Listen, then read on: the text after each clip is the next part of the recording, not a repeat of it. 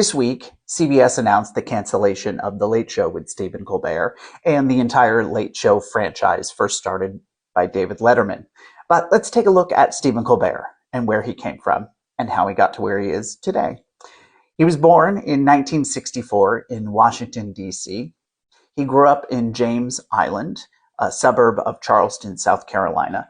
He eventually went to Northwestern University for acting. He wanted to be a serious actor, but found improvisational comedy at Northwestern University. He studied that there and then went on to the Annoyance Theater in Chicago, which was part of Improv Olympic, and studied under improv guru Del Close. Eventually, he was hired by Second City in Chicago to be Steve Carell's understudy.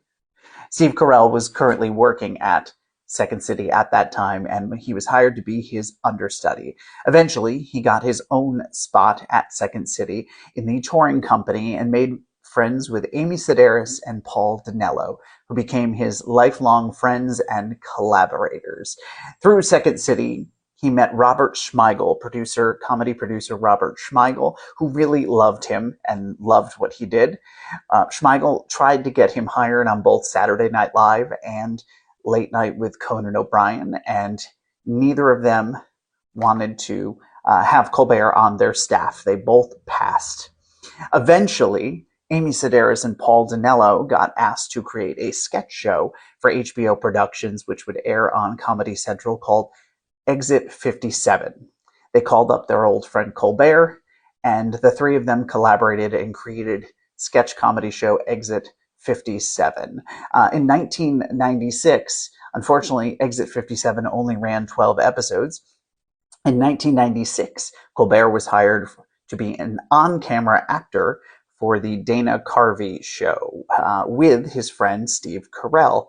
That, unfortunately, also did not last very long, but it led to side gigs and freelancing. Eventually, he became a humorous correspondent for Good Morning America, and that segued into being hired in 1997 by The Daily Show. He obviously was at The Daily Show from 1997 until 2005. In between there, in 1999, he and Amy Sedaris and Paul Dinello created Strangers with Candy, which was a television show parodying various after-school specials. He continued again through The Daily Show in 2005, and then 2005, he took on his own parody of Fox News called The Colbert Report. Did that through 2014. And that's the history of